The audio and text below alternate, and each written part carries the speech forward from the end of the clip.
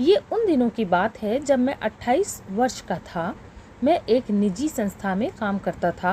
मैं घर से ऑफिस बहुत ही दूर था, इसीलिए हफ्ते में एक बार घर आता था। आशा नामक गांव की एक लड़की से मैं प्यार करता था। आशा बहुत खूबसूरत थी। उसकी सुंदरता ने मेरा मन मोह लिया। हम भी शादी करना चाहते थे क्योंकि वो भी मुझसे प्यार करती थी। मैं घर पर आशा को बताया और हमारी शादी हुई। पास पड़ोस में आशा भला की खूबसूरत पर चर्चा थी। अपनी पत्नी से मैं बहुत प्यार करता था। हमारा वैवाहिक जीवन खुशहाल था।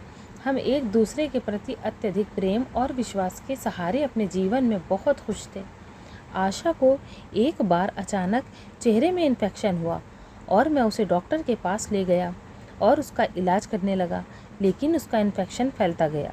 उसे चर्म रोग हो गया और समय के साथ उसकी सुंदरता कम हो गई। मैंने आशा की इस हालत को देखा, लेकिन मैंने आशा को ये समझाने और विश्वास को टूटने न दिया और मैं अपने काम पर पहले की तरह जाता और एक हफ्ते बाद वापस आता। मैं शहर से वापस आते समय एक दुर्घटना का शिकार हुआ।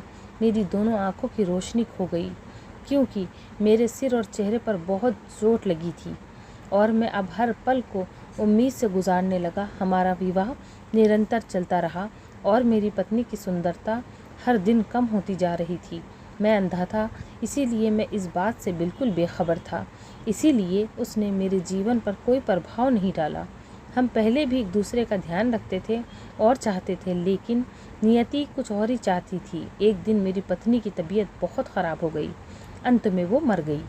इस घटना के बाद मैं बहुत उदास और सदमे में रहने लगा, जिससे मैं गांव छोड़कर किसी दूसरे शहर जाने का फैसला कर लेने लगा।